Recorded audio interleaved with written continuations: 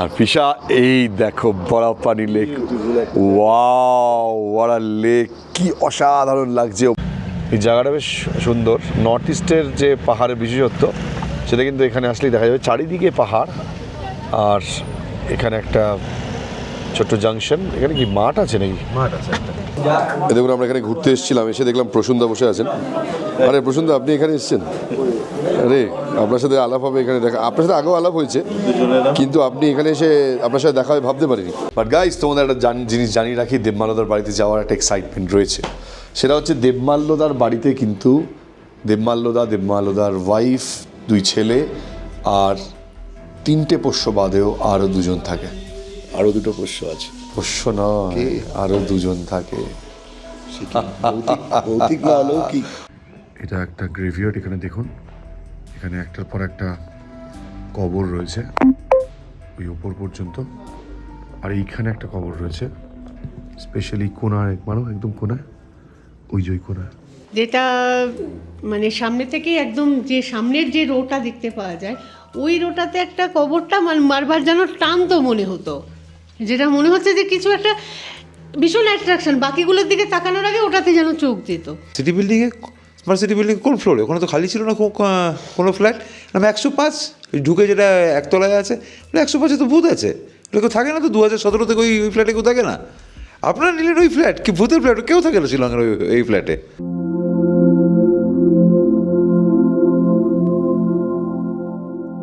মেঘালয়, এই নামটার মধ্যে অদ্ভুত এক ভালো লাগা রয়েছে। বিশেষ করে যারা বেড়াতে ভালোবাসেন বা পাহাড় ভালোবাসেন, তাদের কাছে এই মেঘের রাজ্য অবশ্যই একটা অদ্ভুত আকর্ষণ। মেঘালয়ের রাজধানী শিলং। শিলং বলতেই আমার প্রথম মনে আসে রবীন্দ্রনাথ, শেষের কবিতা প্রকৃতি। মেঘালয়ের 3টি পাহাড়ের মধ্যে লুকিয়ে রয়েছে অদ্ভুত প্রাকৃতিক রহস্য। গোটা রাজ্য জুড়ে রয়েছে নানা রকমের ফলস, রয়েছে ডাউকির সবুজ জল, চেরাপুঞ্জি, মৌসিনরাম, দূর থেকে দেখা বাংলাদেশ, আর যানজটে ভরা শিলং শহর। অদ্ভুত সুন্দর এক সফরে আমরা বেরিয়েছি, আর অবশ্যই সঙ্গী আপনারাও। নভেম্বর মাসে করা এই ট্রিপ, তাই ভিডিও দিতে অনেকটাই দেরি হয়ে গেল। শুরুতেই সে কারণে ক্ষমা চেয়ে নিচ্ছি। আমি কথা দিচ্ছি এই সিরিজটা আপনাদের মন মাতিয়ে রাখবে। তাহলে জার্নি উইথ বোসের সঙ্গে শুরু করা যাক এই নতুন জার্নি।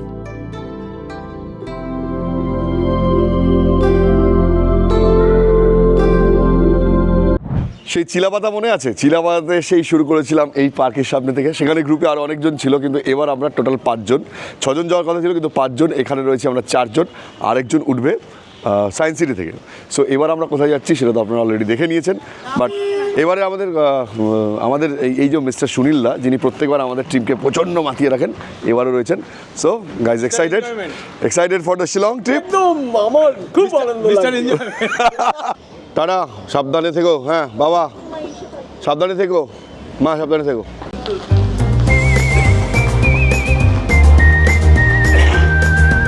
হেলমেট ছাড়াও বাবা, গুরুদেব হেলমেট ছাড়া এসছো?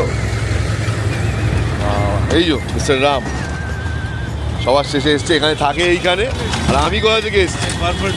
কর্পোরেশনের গাড়ি তোমাকে ব্লক করার জন্য দাঁড়িয়েছিল আগে থেকে। তুমি এখান থেকে এইটুকু তুমি দেরি করে এসছো। By the way, welcome to Shillong. আর মনে আছে সেই সময় চলছিল ইন্ডিগো সমস্যা। আমরা এয়ারপোর্টে গিয়েই সেই সমস্যায় পড়লাম। যদিও এয়ারপোর্টে ঢুকতে আমাদের সাহায্য করেছিল পিসার এক আত্মীয়। দিল্লি ক্যান্সেল, বারাণসী ক্যান্সেল, সব ক্যান্সেল। শিলং ডিলেড 11টা। এটাই জাস্ট প্রবলেম একটা। এই মুহূর্তে প্রচুর ইন্ডিগো ফ্লাইট ক্যান্সেল হয়ে গেছে, আবারও আজকে প্রচুর ক্যান্সেল। শিলং ডিলেড। তোমার আপাতত ডিলে আছে, তুমি জানো তোমার ক্যান্সেল হতেও পারে। এত বেশি আনন্দ পেও না, এতগুলো লোকের ক্যান্সেল হয়েছে, তুমি ভেবো না তুমি ডিলেটা ক্যান্সেল হতে পারে। কালকে প্রচুর ফ্লাইট ডিলে হতে লাস্টে ক্যান্সেল হয়ে গেছে বিকেলের মধ্যে। কালকে আমি দুপুরে টিভিতে দেখেছি 270টা ফ্লাইট ক্যান্সেল। হ্যাঁ, বেরোবো এখান থেকে ক্যাব বুক করবো, ধর্মতলা যাব, সোজা দীঘার বাস ধরবো, আমি চলে যাবো। কেউ যাবে কি যাবে না আমি জানি না। এখন বাজে হচ্ছে 9:45, আমাদের বোর্ডিং টাইম হচ্ছে 10:15। যতক্ষণ না পর্যন্ত আঁচাচ্ছি ততক্ষণ পর্যন্ত বিশ্বাস নেই খেয়েছি খাবো কি না, কারণ সিরিয়াসলি হাসি হাসি মুখ দেখে লাভ নেই। উল্টো দিকটা দেখুন। হ্যাঁ, শিলং ডিলেড 11টা, বোর্ডিং টাইম ছিল হচ্ছে 10:15, কিন্তু বোর্ডিং টাইম কিন্তু অলমোস্ট 10:30 বেজে যায়, 15 মিনিট। সো জানি না এরপর কী হবে। ঝামেলা তখন চরমে, একের পর এক ফ্লাইট ক্যান্সেল হয়ে যাচ্ছে।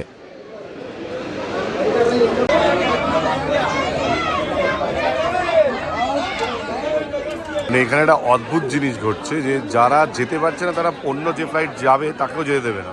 মানে আমি আমার লাইফে এয়ারপোর্টে এরকম ঘটনা কখনো দেখিনি।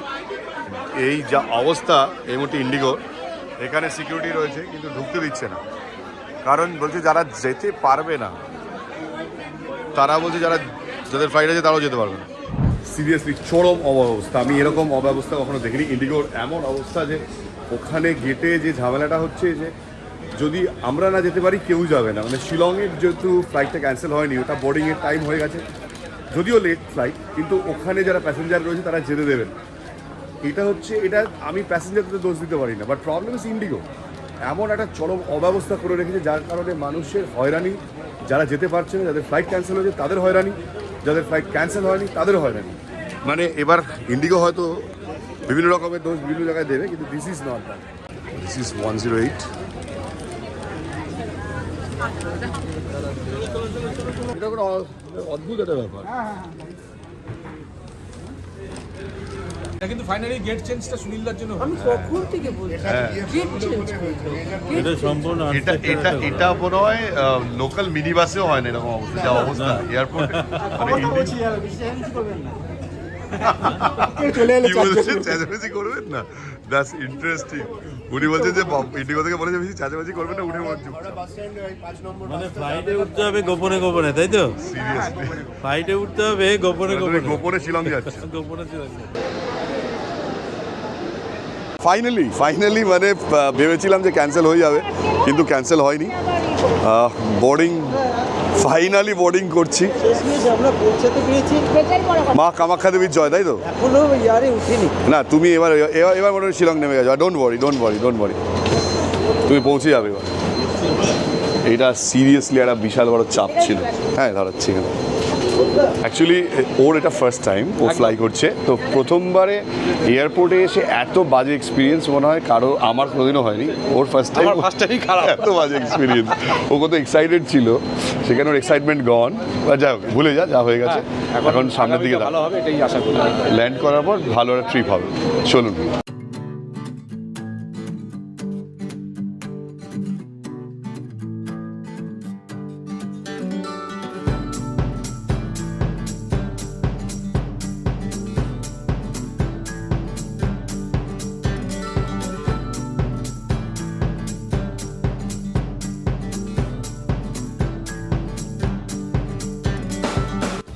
আজকে যা ঘটছে সেটাই হচ্ছে ইউনিক। এয়ারপোর্ট প্রায় শেষ হতে চললো, আমরা এখন ফ্লাইট খুঁজে পাচ্ছি না, এত লেট প্রথম কথা। তারপরে এখন একটার পর একটা ছেড়ে আমাদের বাস কোথায় যাচ্ছে আমরা নিজেরও জানি না, মানে ফ্লাইট নেই আমার।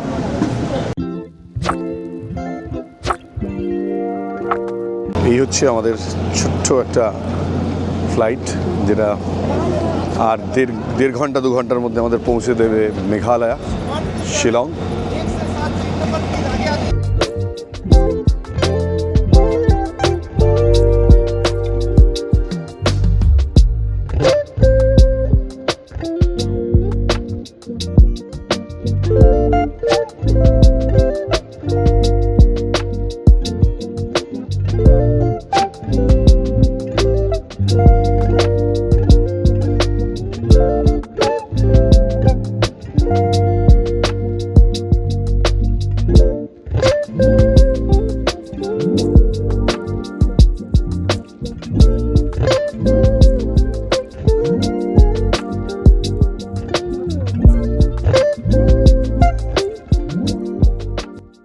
শিলংয়ে ল্যান্ড করার আগেও ওপর থেকে দারুণ একটা, ওয়েদারটা খুব একটা ভালো নয় কিন্তু ল্যান্ডস্কেপটা অসাধারণ।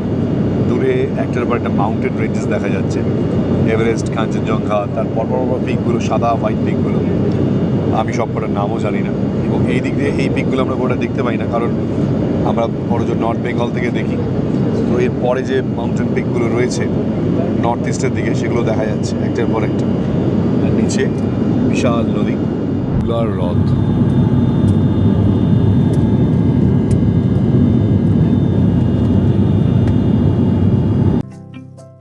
আমাদের ফ্লাইট ঢুকে পড়েছে শিলংয়ের আকাশে। তবে যেহেতু পাহাড়ের মাঝখানে এয়ারপোর্ট, নামতে একটু সমস্যা হয়।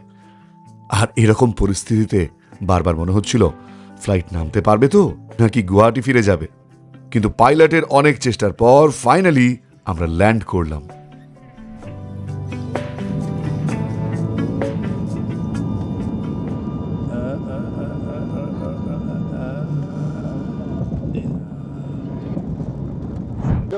গাড়িটা বাসে উঠবো sir. Welcome to Shillong. By the way, যে মানুষটা আমন্ত্রণ এখানে আসা, হি ইজ দেবমাল্যদা। দেবমাল্যদা সম্পর্কে আরও অনেক বিস্তারিত যেতে যেতে বলবো। ফুল ফ্যামিলি এসছে। মানে কোথায় এসছে? এয়ারপোর্টে? এয়ারপোর্টে গাড়ি। ও গ্রেট গ্রেট গ্রেট গ্রেট, অনেকক্ষণ ধরে না? আহারে, 12টা থেকে এসে। ও রিয়েলি সরি, রিয়েলি সরি। তো আমরা এই যে আমাদের যে এই 3-4 দিনের ট্রিপ, প্রথমত আমরা ফার্স্টেই লেট করে ফেলেছি, কারণ আমরা লেট করিনি, ইন্ডিগো লেট করেছে। বাট আমরা এই 3 দিন প্লাস আজকের দিনটা, মানে 4 দিন একসঙ্গে দারুণ মজা করব। আচ্ছা, দেবমাল্যদার সাথে তো আলাপ করালামই, আর একটুখানি বৌদির সাথে আলাপ করিয়ে দিই।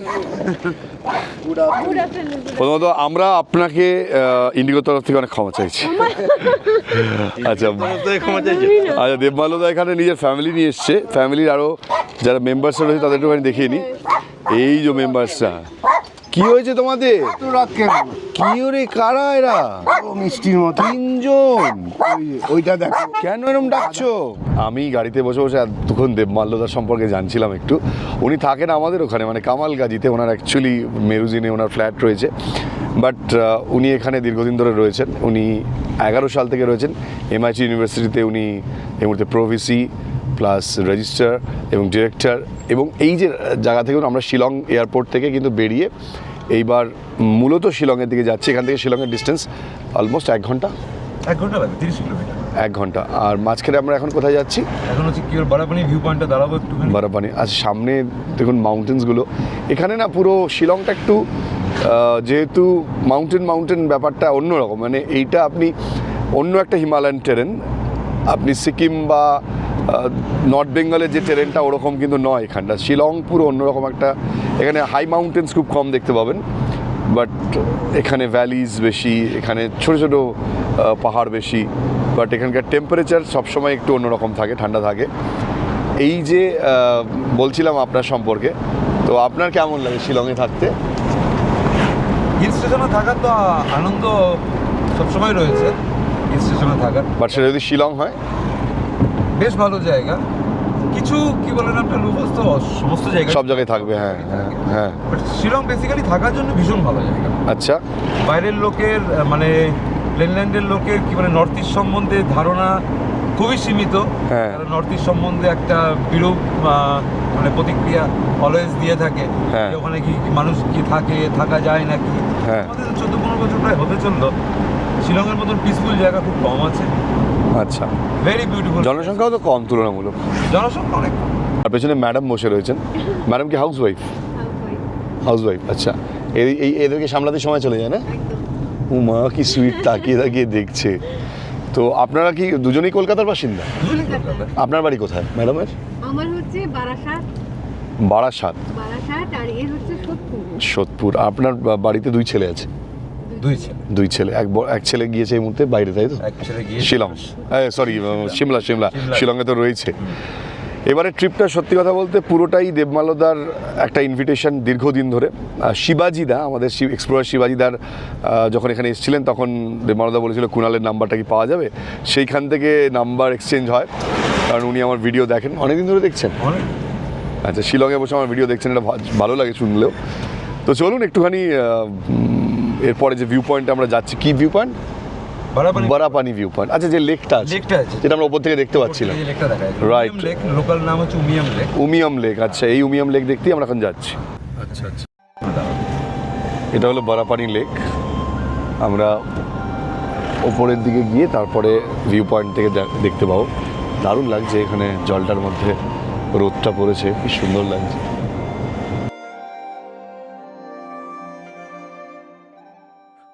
কোনো নতুন জায়গাকে এক্সপ্লোর করার মধ্যে আলাদাই একটা মজা রয়েছে, কি বলেন? সবকিছু নতুন নতুন, যা দেখব একেবারে নতুন অভিজ্ঞতা। আগে শেষ হয়েছে চেরি ব্লসম ফেস্টিভ্যাল, যেটা মেঘালয়ের অন্যতম, বিশেষ করে শিলংয়ে এখানে ফেস্টিভ্যালটা হয়। দিমানদা বলেছিল যে একবার যদি আসেন তাহলে চেরি ব্লসম ফেস্টিভ্যালটা প্লিজ এখানে মিস করবেন না। বাট যেটা হয় এইখানে চেরি ব্লসম ফেস্টিভ্যালে প্রচুর প্রচুর মানুষ আসেন, বিভিন্ন দেশ থেকে মানুষ আসেন, তো প্রচুর ভিড় হয়, হোটেলস পাওয়া যায় না। সেই তুলনায় যদি দেখি তাহলে শিলং এখন প্রায় ফাঁকা, হোটেলস অ্যাভেলেবেল, রাস্তাঘাটে ভিড় কম থাকবে। কারণ এক তো ফেস্টিভ্যাল শেষ হয়ে গেছে, আরেকটা হচ্ছে উইন্টার শুরু হওয়ার ফলে স্কুল কলেজগুলো ছুটি পড়ে গেছে, বা পড়ে গেছে না পড়বে গেছে, অলরেডি পড়ে গেছে। তো স্বাভাবিকভাবে শিলংটাকে আমরা খুব ফাঁকা ফাঁকাই পাবো। আমরা এখান থেকে লেকটাকে ওপর থেকে দেখবো। জাস্ট এখানে একটা বৌদি বলছিলেন যে এটা অর্কিড গার্ডেন সম্ভবত, তার ভেতর থেকে এন্ট্রিটা রয়েছে, যেখানে ভেতরে গেলে আমরা বোটিং করতে পারতাম, কিন্তু এখন বোটিং করবো না, আমরা সরাসরি গিয়ে একটু ওপর থেকে দেখি ভিউটা। আবার দাদার একটা স্পেশাল লাঞ্চের ব্যবস্থাও রয়েছে, মানে এভরিথিং অসাধারণ। মানে আমি এই ধরনের ট্রিপটাই করতে চেয়েছিলাম, আর দেবমালদা সেটাই আমাদের করাচ্ছেন।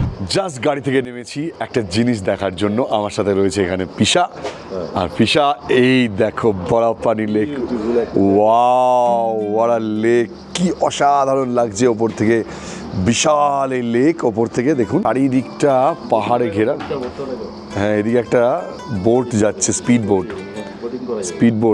বুঝছো বোটিং হচ্ছে, অনেকেই বোটিং করে এখানে। এই বারাপানি লেকে বোটিংয়ের কথা আমি আগেও শুনেছি। বাহ, ওপর থেকে দেখে বোঝা যাচ্ছে কত সুন্দর লাগবে। ওই দেখো, আর একটু আগে আসলে হয়তো বোটিং করতে পারতাম না, অনেক দেরি হয়ে গেল বলো আমাদের অনেকটা। ওই দিকটা এয়ারপোর্ট, আমরা ওই দিকটা নেমেছি, আমরা ঘুরে এলাম, ওই ব্রিজটা পার করে এসেছি ওই দিক দিয়ে। আর এই যে বোটিং হচ্ছে এখানে, C the beauty.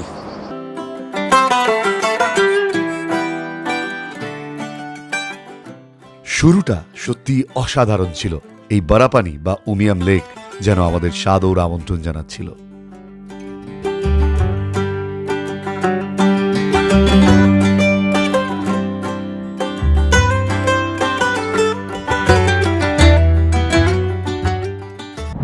By the way, আমাদের রাস্তায় দাঁড়িয়ে শুরু হয়ে গেছে খাওয়া দাওয়া। দেবমালদা আর বৌদি অ্যারেঞ্জ করেছে, সেটা হচ্ছে ঘুগনি, আর তার সঙ্গে রয়েছে পরোটা, তার সঙ্গে ডিম সেদ্ধ আর লাড্ডু। ডিম সিদ্ধ আর লাড্ডু, এইও লাড্ডু, কত কিছু ব্যবস্থাপনা করেছেন আপনারা, অসাধারণ। এই মানুষ দুটো তো এবার ফ্যান হয়ে যাবো আমরা, আপনারাও সবাই হয়ে যাবেন। দেখুন কি সুন্দর পরোটা, বলছে ঠান্ডা হয়ে গেছে, কিন্তু ঠান্ডা না হলেও জিনিসটা খেতে খুব সুন্দর হবে। দিন গড়িয়ে পড়ে যাওয়ার চান্সেসটা হাই, বাট স্টিল খেয়ে নিচ্ছি। সুনীলদা, এরকম রাস্তা দাঁড়িয়ে লেকের বারে কবে খেয়েছো? আমি খাইনি, আমি এরকম করতে পারিনি। তুমি বলো যে আমার সাথে বেড়াতে আসলে ইউনিকনেস প্রচুর থাকে, অন্যরকম হয়। সত্যি ভালো লাগছে, লেকটা আমি এরকম পাই, ডাল লেক দেখেছি, এরকম লেক আমি দেখি। দারুণ না, সুন্দর লেকটা।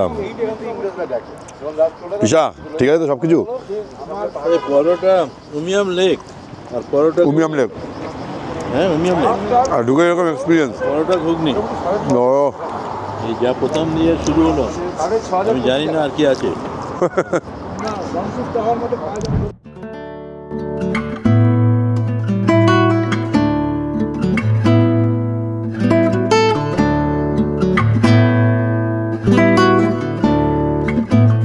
থেকে অলমোস্ট 1 ঘন্টা ডিস্টেন্স সিটি। তার আগে যেমন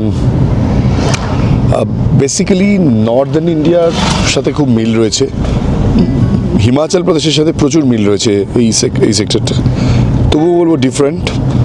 ওয়েদারটা ভীষণ পরিষ্কার, আকাশ, ঝকঝকে সূর্য, জায়গাটা দারুণ লাগছে। এবার আমরা সিটিতে ঢুকছি, সেটা বুঝতে পারছি বাড়িঘর দেখে। এই যে বউবো নিচে বসে আছে, বউবো তোমার বাড়ি এসছে, এই নিচে বসে আছে।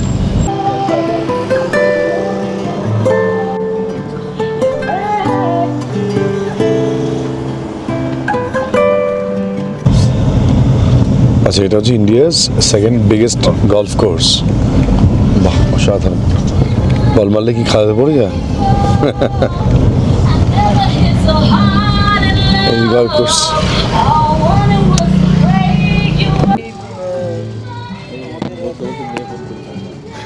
Thank you.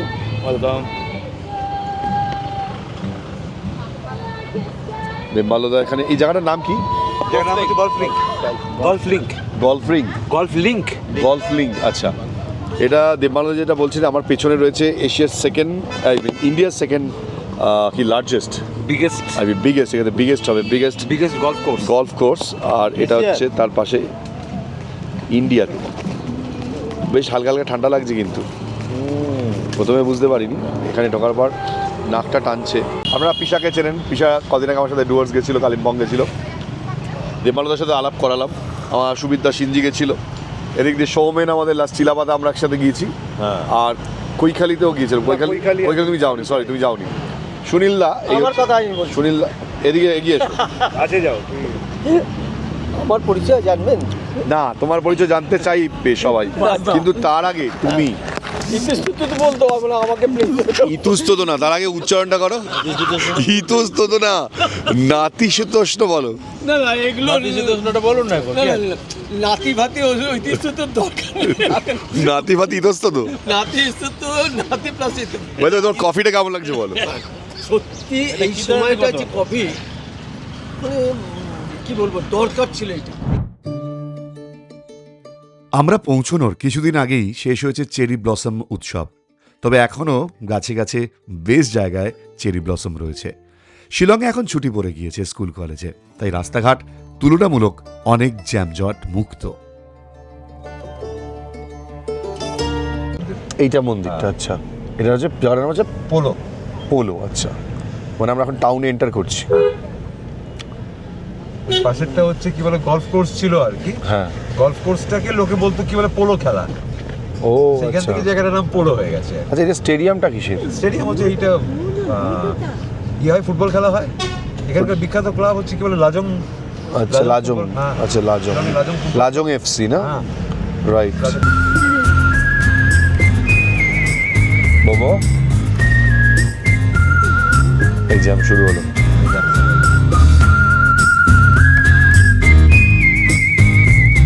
কি করে রাতের বেলা এরকম করে ফোন দেখছি, কিছু দেখছি, বাচ্চাদের কখন তো আমার ছেলে চলে আসছে করোনার জমাতে, হ্যাঁ, ব্যাঙ্গালোরে থাকতো, চলে আসছে, তো স্যার বাড়ি ছেড়ে দিতে হবে।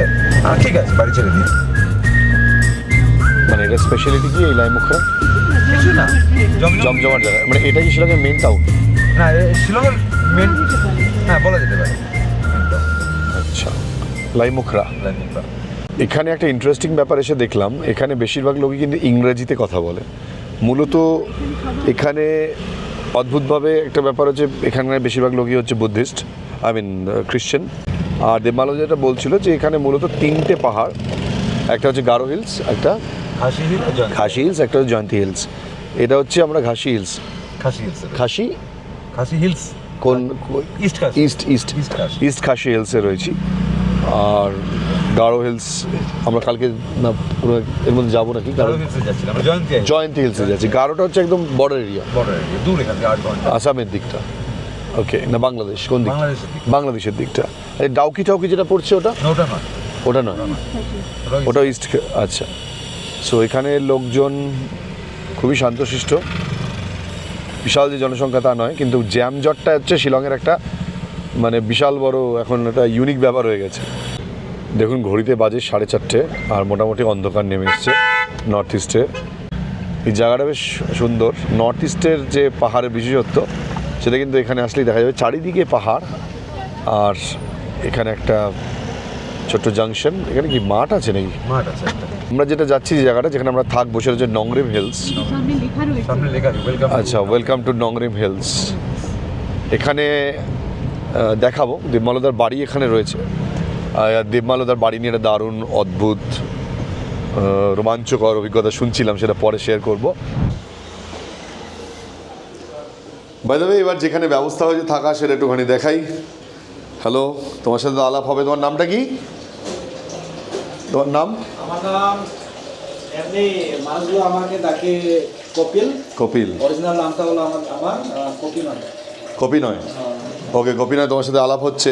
তার আগে আমরা দেখিয়ে নিই এখানে হোমস্টে আমরা যেটা পেয়েছি, দেবমানদাই ব্যবস্থা করে দিয়েছেন, দেবমানদা বাড়ি খুব কাছাকাছি। এই হচ্ছে আমাদের হোমস্টে, হোমস্টেটা একদম হোমের মতো প্রায়। একদমই ছোট একটা ফ্ল্যাট। দেখতে অনেকটা হোমের মতো। অনেকটা হোমের মতো না? বাই দ্য ওয়ে, এটা একটা রুম রয়েছে যেখানে ডাবল বেড, যদিও আমাদের এক্সট্রা কর্ড লাগবে। আর এখানেও একটা রয়েছে এখানে একটা বেড আছে, ডাবল বেড, তো 4 জন, কিন্তু আমরা যেহেতু 5 জন রয়েছি। এখানে দেখুন টিভিও রয়েছে, প্লাস এখানে একটা ছোট হ্যাঁ করা আছে, শোকেস টাইপের রয়েছে। সুন্দর। এদিকে ওয়ার্ড্রব, এটা ওয়াল ক্যাবিনেট, ওয়াল ক্যাবিনেট, রাইট। এদিকে কি রয়েছে ডান দিকটা? Toilet, washroom. কপিল আমাদের দেখাশোনার দায়িত্বে রয়েছে। একটু চা খাবে? চা খাবে? হ্যাঁ কপিল, চা খাবো। লিকার চা, চিনি ছাড়া। এখানে একটা খুব সুন্দর, সব লিকার খরচ উইদাউট সুগার। এটা একটা সুন্দর আয়না, লাল চা তো? লাল চা, লাল চা, লাল চা।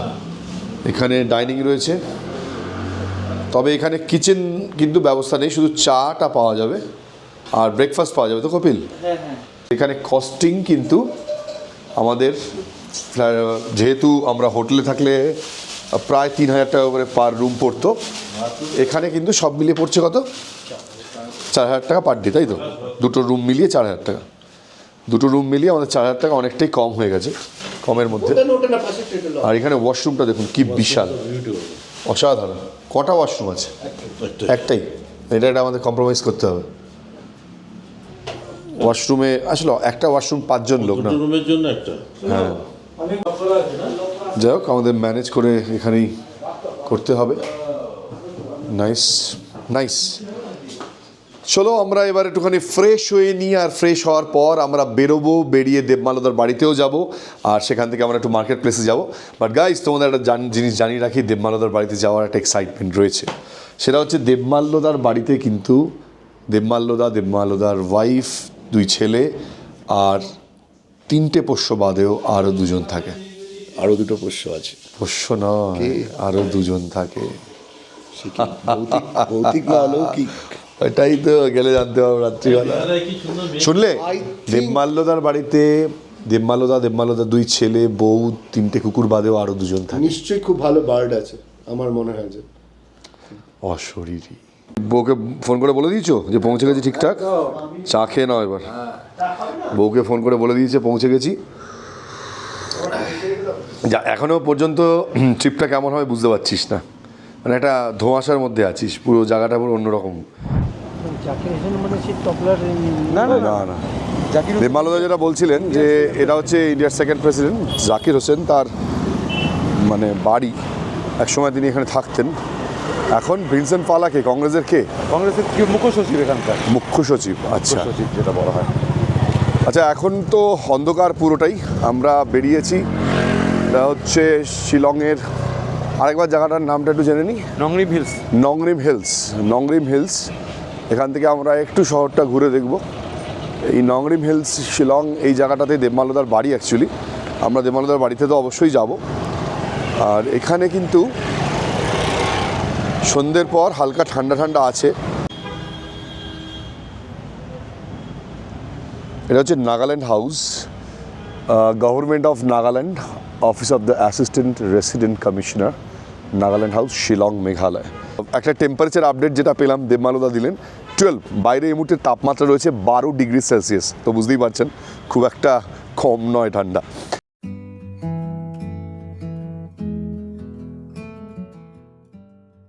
সন্ধেবেলায় ঠান্ডা মাখানো শিলং শহর।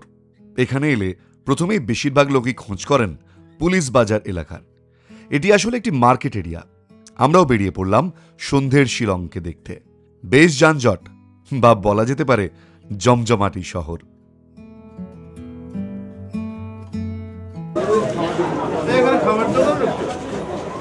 আমি কোথাও ঢুকছি না। এই জায়গাটা স্পেশালিটি কি এখানে নিয়ে এলেন? কিছু না, আমরা এমনি খালি লাল চা খেতে। এখানে কি চা খেতে আসেন? আমরা এখানে এই দোকানটার নাম কি? দোকানটার নাম হচ্ছে নবীন সুইটস। নবীন সুইটস। দেখুন আমরা এখানে ঘুরতে এসেছিলাম, এসে দেখলাম প্রসূনদা বসে আছেন। আরে প্রসূনদা, আপনি এখানে এসেছেন? আরে আপনার সাথে আলাপ হবে এখানে, দেখা আপনার সাথে আগেও আলাপ হয়েছে, কিন্তু আপনি এখানে এসে আপনার সাথে দেখা হয় ভাবতে পারিনি। সি আমাদের প্রসূন ব্যানার্জি, একদম প্রসূন ব্যানার্জি মতো দেখতে না? এখানে এসে ভাবলাম যে এই লোকাল সিঙ্গারাটা কেমন খেতে একটু দেখি। আমাদের সুনীলদা প্রথম টেস্ট করে বলবে কেমন খেতে। দারুণ দারুণ। সুনীলদা আগে তো খাও, তারপর দারুণ বলবে, প্রথমেই দারুণ বলছে। ভালো হবে না?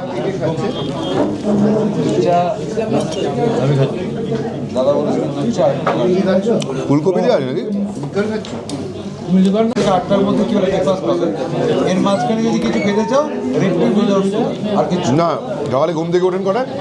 সকালে ঘুম থেকে উঠি ওই কি বলে নামটা 4টে থেকে 4:30। আর ডিনার করেন কটায়? ডিনার করি হচ্ছে কি বলে আমরা সন্ধ্যে 4:30টার মধ্যে। আর ঘুমন? ঘুমানো 11টা রাত্রির, মানে এতক্ষণ জেগে থাকেন? তারপর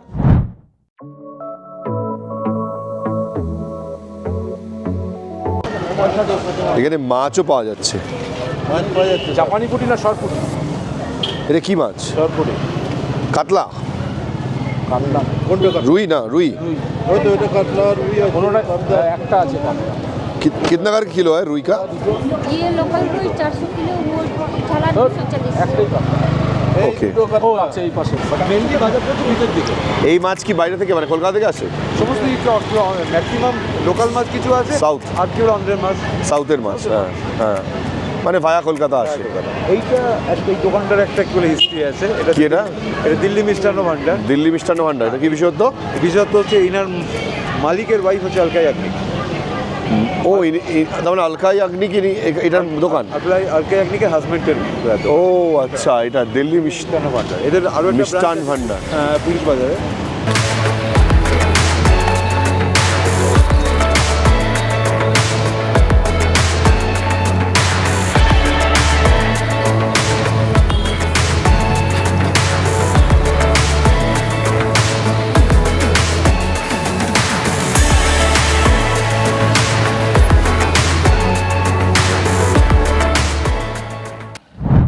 এই যে দেবমালদার বাড়িতে এসেছি, তার পোষ্যরা শুরু করে দিয়েছে চিৎকার চেঁচামেচি। এই তুই পিকুকে দেখেছিস? তুই চিৎকার করছিস কেন? তুই চিৎকার করছিস কেন? এ দেখ, ও মা কি সুইট, তুমি কি সুইট বোবো। পিকু কি ভালো দেখেছো পিকু? ওরে বাবা পিকুতা।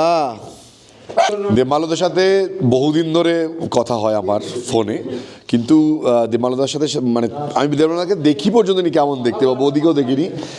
আমাকে দেবমালদা বারবার বলেছে আমার বাড়িতে সবচেয়ে বড় আকর্ষণ যেটা হচ্ছে এই পোষ্যরা। আপনারা সকালবেলা যখন এলাম তখন দেখলেন। আজকে রাত্রিবেলা দেবমালদার বাড়িতে আমাদের ইনভিটেশন। ঠান্ডা বাইরে ভীষণ রয়েছে, এবং এদিকে আবার ওখানে আমার একটা ব্যাপার ঘটেছে, সেটা হচ্ছে আমাদের সুবীরদার দাদার সঙ্গে আলাপ রয়েছে দেবমালদার। এই যে জায়গাটা দেখুন, দেবমালদার বাড়ির, এটা হচ্ছে অন্যতম একটা বিষয়, আকর্ষণ তো বলতে পারি না, বাট এটা হচ্ছে একটা গ্রেভিয়ার্ড, মানে আপনারা জানেন কবরস্থান ক্রিশ্চিয়ানদের। এখানে রাত্রিবেলা লাইট মারাটা ঠিক নয়, আমি এই কারণে মনে করি, কারণ যাদেরই এখানে কবর দেওয়া হয়েছে তাদের আত্মার শান্তি কামনা করি আমি। কিন্তু এরকম একটা জায়গাতে আমি জাস্ট দেখানোর জন্য লাইটটা মারতে বাধ্য হলাম, কারণ অন্ধকারে তো কিছু দেখা যাবে না। এই জায়গাটা অদ্ভুত একটা জায়গা। এই জায়গাটা সম্পর্কে অনেক ব্যাপার রয়েছে, যেটা আপনাদের আমি পরে বলছি। এটা একটা গ্রেভিয়ার্ড। এখানে দেখুন, এখানে একটার পর একটা কবর রয়েছে ওই উপর পর্যন্ত, আর এইখানে একটা কবর রয়েছে স্পেশালি কোনায়, মানে একদম কোনায়, ওই যে ওই কোনায় এই যে কবরটা রয়েছে। কোনটা? এই যে কবরটা, এটা একটা ঘটনা রয়েছে। এটা দেবমালদারা বিলিভ করেন। এইটা একটা, আরেকটা কোনটা দেবমালদা? ওই কোনার দিকে ওই কোনার দিকে। আচ্ছা, গল্পটা আপনাদের আমি পরে বলবো, আগে এই জায়গাটা জাস্ট দেখিয়ে নিলাম। গল্পটা আপনাদের পরে বলছি আমি, দেখে নিন শুধু গ্রেভিয়ার্ডটা। ফ্ল্যাট কিনিনি তো, ভাড়ায় এসছি। আমরা এসছি 2020 শেষের দিকে। এবার মানে আগে যে বাড়িটায় থাকতাম সেটা খুব সুন্দর ফ্ল্যাট একটা, সেটা থেকে তাদের বোধহয় লোকজন আসবে, ছেলেরা বাইরে থেকে চলে আসছে, করোনার টাইমে যেটা হতো, তখন ওরা বলল যে বাড়িটা ছাড়তে হবে আর কি। তো বাকি টেনেন্টরাও ছাড়লো, ওদের জায়গার দরকার। আমরাও ভাবছি কোথায় নেব আর কি রেন্ট করতে করতে। এবার এইটা চট করে খবর নিয়ে এলো, ও নিয়ে এলো খবর যে এটাতে একটা বাড়ি পাওয়া গেছে এবং কোনো যেটা হয় আর কি অ্যাডভান্স দেওয়া বা কিছু ব্রোকারেজ কোনো রকম কিচ্ছু নেই, একটা বাড়ি পাওয়া গেছে। তো এবার যে ও জানতো আর কি আশেপাশে কি আছে না আছে, ও জানতো, আমাকে বলেও নি।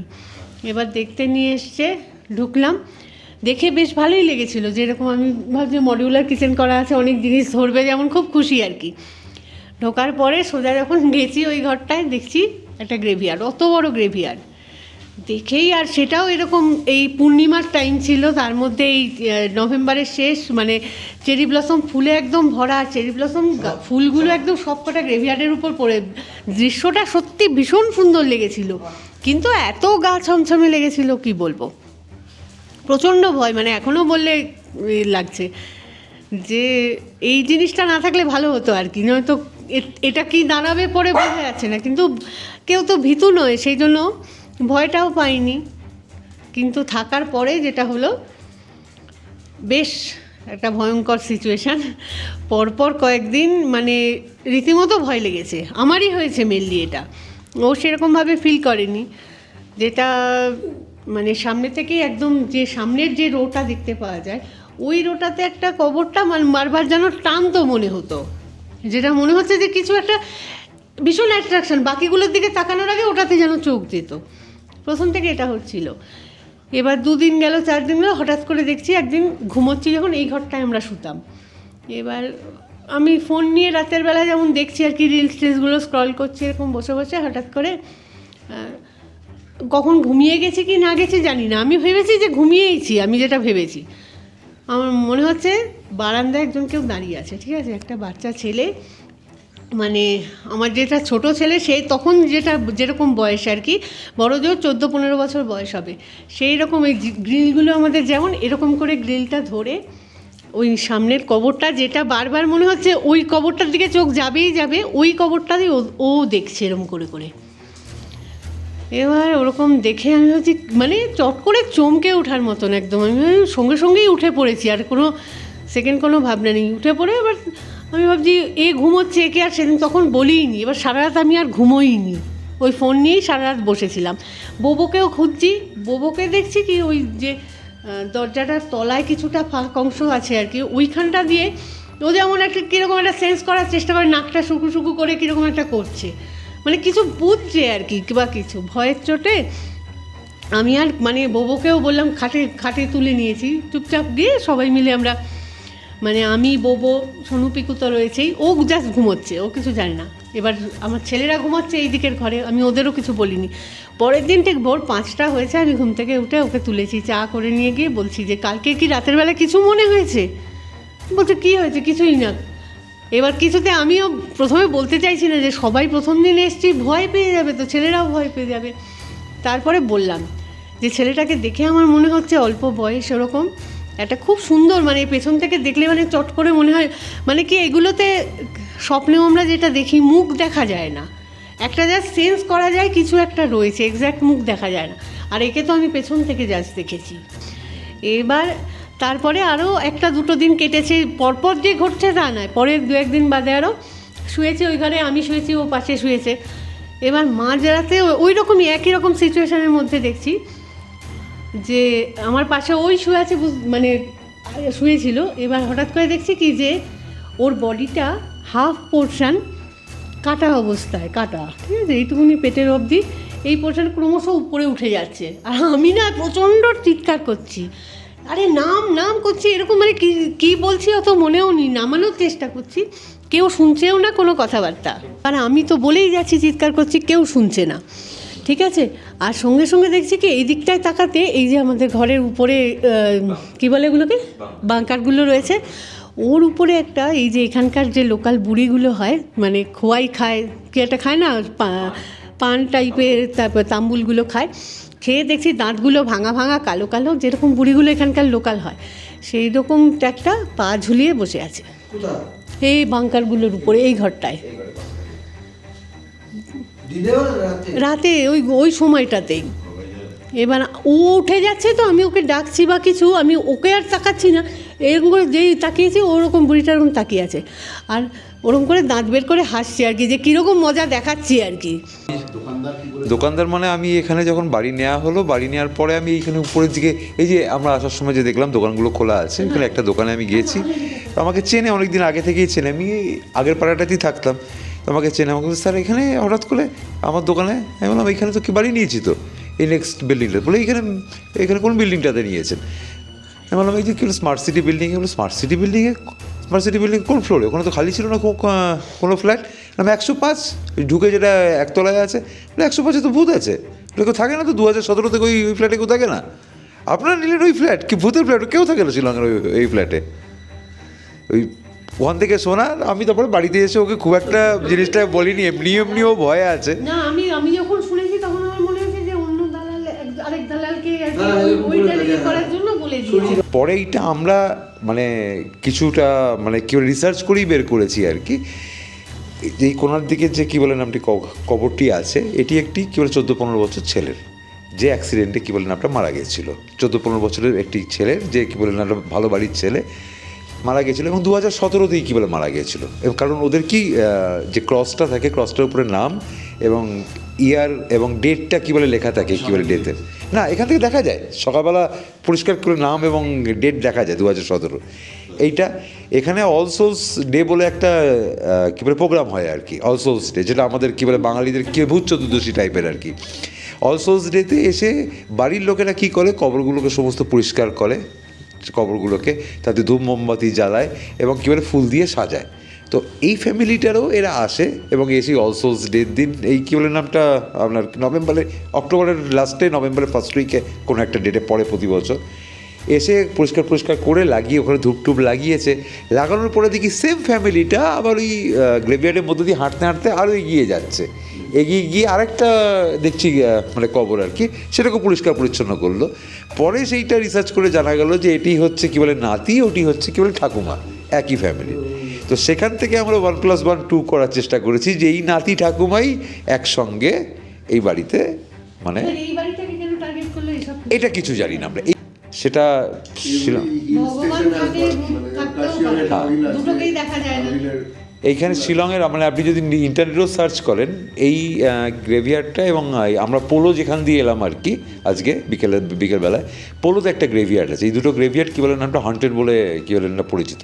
আর আমাদের উমব্লিংয়ে একটা বাড়ি আছে, সেই বাড়িটা একটা মানে প্রমিনেন্ট লোকেশানে একটা বাড়ি, কিন্তু সেই বাড়িতে 4টে খুন হয়েছিল, তারপর থেকে সেই বাড়িতে আজ অবধি কমসে কম কী বলে 30-35 বছর হয়ে গেল, বাড়িটা ওই অবস্থায় ভাঙা অবস্থায় পড়ে আছে, কেউ ওই বাড়িতে ঢুকতে সাহস পায় না, সিমিলার কন্ডিশনে বাড়িটা পড়ে আছে, কেউ বাড়িটাতে দিনের বেলা কেউ ঢুকতে সাহস পায় না সেই বাড়িটাতে। বাই দ্য ওয়ে এখানে একটা অদ্ভুত অ্যারেঞ্জমেন্ট করেছেন বৌদি, আপনি একা রান্না করেছেন না দাদাও করেছেন? ও দাদা মাংস করেছেন, আচ্ছা প্রথমত দেখিনি রাইস, এটা কি আছে, এটা পেঁয়াজি, ওকে, দেন ডাল, তার সাথে চিকেন, আর এখানে স্যালাড, চাটনি, এত কিছু করতে আপনাকে কে বলেছে? আপনাদের যেটুকু সময় পাওয়া গিয়েছিল, আচ্ছা তার মধ্যে করে দিয়েছেন, সকালবেলা বেরোবার আগে আর আমি কি এটা নিয়ে নেবো? আচ্ছা রাতের বেলা যেমনটা আপনাদের গল্প শোনালাম, প্লাস দেবমালদা আমাদের বলেছিলেন যে আজকে রাতে আমার এখানে তোমরা খাওয়া দাওয়া করবে, এরপরে প্ল্যানিং আমরা কিছু জানি না, কিন্তু মানুষটা যে বন্দোবস্ত করেছেন আমাদের জন্য এই রাত্রিবেলা, এটা একটা অদ্ভুত ভৌতিক ঘটনা শোনার পর অদ্ভুত পাওনা। সো